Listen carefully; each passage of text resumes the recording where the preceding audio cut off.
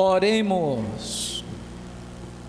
Fazei, ó Deus, que os acontecimentos deste mundo decorram na paz que desejais, e vossa igreja vos possa servir alegre e tranquila, por nosso Senhor Jesus Cristo, vosso Filho, na unidade do Espírito Santo. Amém. Acolhamos com alegria a palavra de Deus, que nos inspira a ser firmes e inabaláveis no seguimento de Jesus. Deixemos que ela penetre nosso coração, produza em nós muitos e bons frutos e oriente todo o nosso falar. Leitura do livro do Eclesiástico. Quando a gente sacode a peneira, ficam nela só os refugos. Assim os defeitos de um homem aparecem no seu falar. Como o forno prova os vasos do oleiro, assim o homem é provado em sua conversa. O fruto revela como foi cultivada a árvore. Assim, a palavra mostra o coração do homem. Não elogies a ninguém antes de ouvi-lo falar, pois é no falar que o homem se revela. Palavra do Senhor.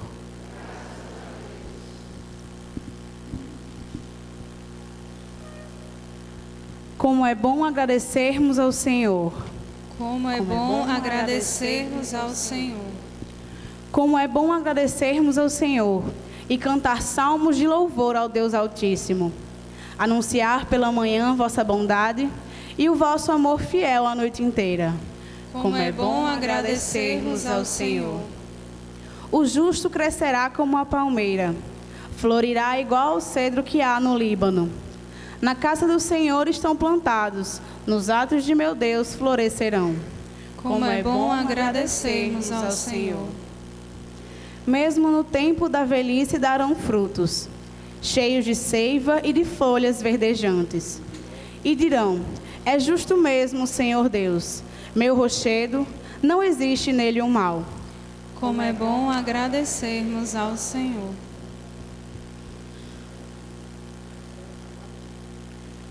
Leitura da primeira carta de São Paulo aos Coríntios.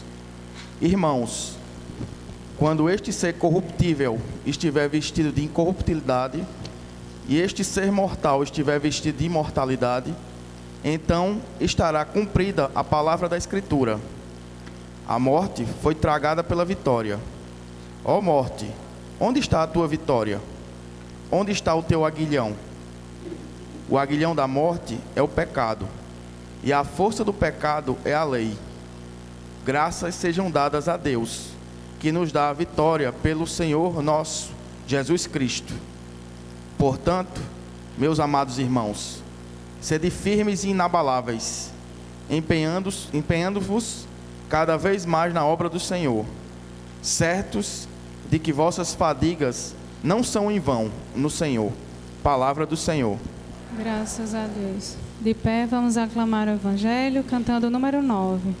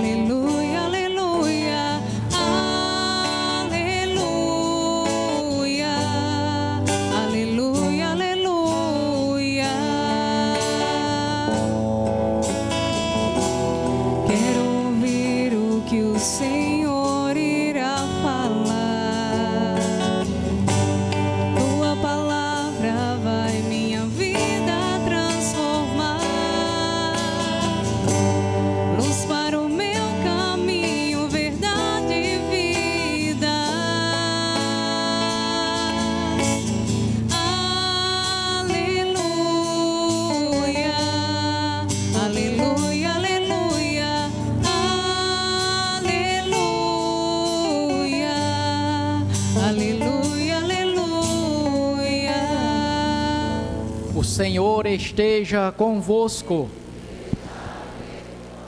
Anúncio do Evangelho de Jesus Cristo, narrado por São Lucas. Naquele tempo, Jesus contou uma parábola aos discípulos. Pode um cego guiar outro cego? Não cairão os dois num buraco? Um discípulo não é maior do que o mestre. Todo discípulo bem formado será como o mestre. Porque vês tu o cisco no olho do teu irmão e não percebes a trave que há no teu próprio olho? Como podes dizer ao teu irmão: irmão, deixa-me tirar o cisco do teu olho, quando tu não vês a trave no teu próprio olho? Hipócrita, tira primeiro a trave do teu olho, e então poderás enxergar bem para tirar o cisco do olho do teu irmão. Não existe árvore boa que dê frutos ruins, nem árvore ruim que dê frutos bons. Toda árvore é reconhecida pelos seus frutos. Não se colhem figos de espinheiros, nem uvas de plantas espinhosas. O homem bom tira coisas boas do bom tesouro do seu coração, mas o homem mau tira coisas más do seu mau tesouro, pois sua boca fala do que o coração está cheio. Palavra da salvação. Podemos ficar sentados, povo de Deus. A liturgia da palavra de hoje, ela nos coloca diante da necessidade ou da provocação que é feita à comunidade cristã para que os atos da comunidade sejam manifestações daquilo que está no interior do cristão, da vida do cristão. Seria uma chamada, numa linguagem mais contemporânea, de uma ética da responsabilidade, ou a uma ética da responsabilidade, que é necessária não só para cristãos, mas é necessária para qualquer ser humano que vive em comunidade. Agora, no Evangelho, essa chamada de atenção, ela ganha uma força, um dinamismo, uma orientação muito clara, precisa. É porque a vida cristã, ela é constantemente, e precisa ser constantemente, uma experiência de conversão. Uma experiência de contemplação, que não tem o mesmo significado do discurso sobre a contemplação que em outras culturas se fazia. A contemplação para o cristão é você, a partir da experiência de conversão, de desejo de voltar o coração para Deus, mas esse voltar o coração para Deus se revela, se concretiza na sua relação com o outro. Deve fazer com que essa experiência, ela se torne não algo que brota de uma atitude exterior, ou que nos leva a uma atitude exterior, mas algo que brota de um coração que, porque se volta para Deus, também se volta para o outro. Contemplação e ação na vida cristã caminham juntas. Quem contempla a Deus, quem ama a Deus, quem escuta a palavra de Deus, como a gente tem ouvido durante esses dias, porque o Evangelho de Lucas, ele é bem sistemático, e a gente tem feito, ou tem tido a preocupação de justamente mostrar à comunidade que há uma sequência do Evangelho, para que a comunidade perceba qual é o caminho que um discípulo de Jesus precisa fazer para ser verdadeiramente um autêntico cristão. Desde a narrativa da chegada de Jesus à sinagoga, Jesus apresentando o seu plano missionário, depois mostrando que quem é discípulo de Jesus ama os pobres, está atento às necessidades dos outros, não é insensível ao sofrimento dos outros, mas ao mesmo tempo, porque não é insensível, é alguém que está constantemente preocupado em fazer a experiência do perdão, como a gente ouviu no último domingo. Porque sem a experiência do perdão, que fortalece o dinamismo da comunidade, nós nos tornamos insensíveis ao outro. Por isso que hoje a gente tem essa continuação do Evangelho, Jesus dizendo que o discípulo ele tem que seguir os mesmos passos do Mestre. E por que ele tem que seguir os mesmos passos do Mestre? Porque no Evangelho nós não podemos considerar uma separação ou ter uma separação entre aquilo que o Mestre faz e aquilo que o discípulo faz. O bom discípulo no Evangelho é aquele que procura fazer as mesmas coisas do Mestre. Não é simplesmente aquele que aprende abstratamente o que o Mestre ensina e no final de tudo faz uma prova. Esse é um bom aluno porque fez uma boa prova, tirou um 10 e aí nós estamos resolvidos. Não. Ele não só precisa aprender mentalmente, intelectivamente, mas ele precisa testemunhar com a sua vida que aquilo que ele aprendeu ele estava fazendo. Por isso que o apóstolo Paulo, no conjunto de toda a sua obra, dentre tantas passagens, tem um momento em que, escrevendo à comunidade de Filipe, no capítulo 2, versículos 5 ao 11, ele diz: vós deveis ter em vós os mesmos sentimentos de Cristo. Ou seja, aquilo que está no coração de Cristo é aquilo que tem que estar no coração do discípulo de Jesus. E mais uma vez, devemos nos remeter ao significado do coração, quando se fala do coração como sede dos sentimentos para a cultura semítica, e que precisa ser para nós pensada de um modo muito especial, principalmente nos tempos de hoje. Porque aquilo que é o coração para alguém que é de cultura semítica é a subjetividade para alguém que é de cultura contemporânea. Nos tempos de hoje, as pessoas falam muito da responsabilidade, da autonomia, que cada indivíduo pode fazer o que quiser, nenhuma instituição tem nada a ver com aquilo que as pessoas fazem. Mas no cristianismo, dentro da comunidade cristã, nós temos um elemento objetivo que está fora da gente, que é a pessoa de Cristo. É Cristo que diz ao cristão o que ele deve fazer. Não tira a sua liberdade. Não tira a sua liberdade. Porque a adesão a Cristo é uma experiência de profunda liberdade. Ninguém se converte a Deus e a nosso Senhor por uma imposição, por força. Se você é cristão, porque alguém disse que você tinha que ser cristão, então houve uma violência na sua adesão a Cristo. Houve uma violência à sua autonomia.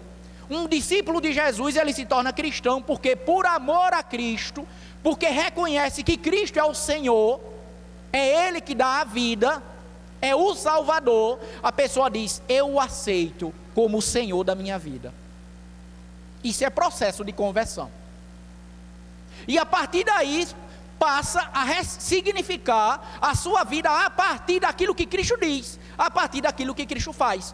Por isso que o evangelista Lucas diz, e aí eu menciono, ele diz: todo discípulo bem formado será como o mestre. Todo discípulo bem formado será como o mestre. Ele não só aprende do mestre, mas ele será como o mestre. Alguém pode perguntar: mas como isso pode acontecer? Significa que a gente vai ser perfeito como Jesus? Não. E aí é necessário a gente ir à carta aos Hebreus, que diz: Jesus era semelhante a nós em tudo, com exceção do pecado. Durante toda a nossa vida, nós carregaremos, na nossa condição humana, a tendência para o pecado. Que não é só uma linguagem religiosa. Falar da tendência para o pecado é falar da tendência do coração humano para aquilo que não é de Deus, para o abandono de Deus. Por isso que o apóstolo Paulo diz: eu gostaria de fazer, nem sempre faço o bem que eu gostaria de fazer, mas faço o mal que eu não gostaria. É fruto, essa é a realidade da nossa condição humana. Por isso que, nesse sentido, quem elaborou muito bem o pensamento acerca da importância da conversão, e até mesmo pensa o coração como sede dos sentimentos, mas não só como sede dos sentimentos, mas como lugar privilegiado no qual a verdade e o amor de Deus se revelam, foi o grande Santo Agostinho, padroeiro desta comunidade. No livro dele, As Confissões, mais ou menos, no texto autobiográfico dele, no livro 10, ele diz que o coração é o lugar no qual a verdade e o amor de Deus se revelam. O coração. Quando ele fala do coração, ele não está falando só, claro que não é a parte biológica, fala de coração, ele fala da vontade, da consciência. Então, qual é o desafio do ponto de vista cristão para um discípulo de Jesus? É procurar diariamente saber qual é a vontade de Deus para a sua vida, para a nossa vida. Para um sacerdote, para alguém que é casado, para um professor, para um profissional que se diz cristão. Eu sou cristão, mas o que significa ser cristão? É você procurar acolher na sua vida a verdade de Deus e o amor de Jesus. A verdade de Deus revelada em Jesus e o amor de Deus que se identifica com essa verdade. E por isso, um cristão, ele é, antes de tudo, alguém encantado por Jesus. Encantado não é simplesmente olhar extasiado. O encantamento do discípulo de Jesus com ele é o encantamento que o provoca a ter os comportamentos dele. Por isso que o evangelho de hoje e toda a liturgia da palavra de hoje nos coloca diante de uma situação em que, quando a gente, dentro da comunidade, tem a preocupação de achar que os outros não são cristãos, nós devemos tomar muito cuidado. Porque a pergunta de Lucas é: antes de você falar para os outros de quem é e quem não é cristão, você tem que procurar saber se você é cristão. Se você está se comportando, está vivendo como cristão. Você não pode julgar os outros. Aí ele usa a palavra forte, como ele tem usado esses dias. Hipócrita. Hipócrita. O evangelista Lucas, ele está escrevendo, claro, uma comunidade cristã, que tem as suas lideranças, que possivelmente não estavam vivendo como bons cristãos. Meus irmãos, e isso é muito atual. Sempre será atual. Porque dentro da igreja, nós podemos ter muitos católicos e poucos cristãos.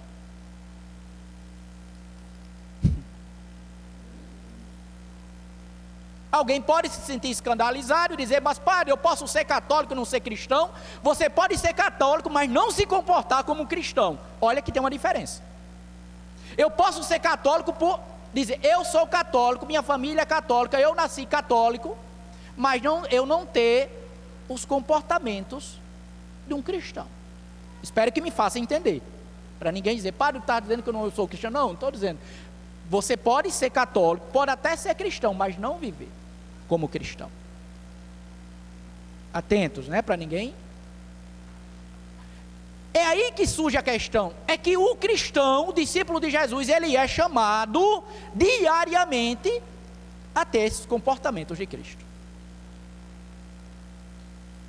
Por isso que no texto do Eclesiástico, o autor sagrado diz: atento não só às suas palavras, mas àquilo que sai do seu coração. Ou seja, atento à sua vida, à vida dele, à vida da pessoa. Se as palavras condizem com a vida.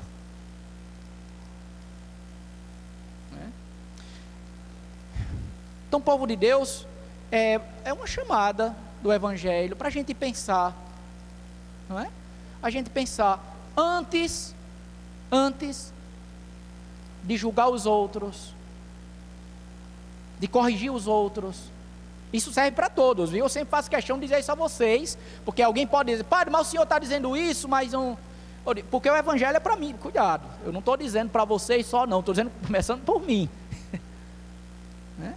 A gente tem que tomar cuidado, se colocar na presença de Deus, deixar que o que Deus revela realmente penetre o nosso coração, a fim de que aquilo que Ele diz seja vivido por nós, testemunhado por nós, e assim sendo, a gente vai ser luz na vida dos outros e dentro da comunidade, não para julgar os outros, mas por uma convicção cristã.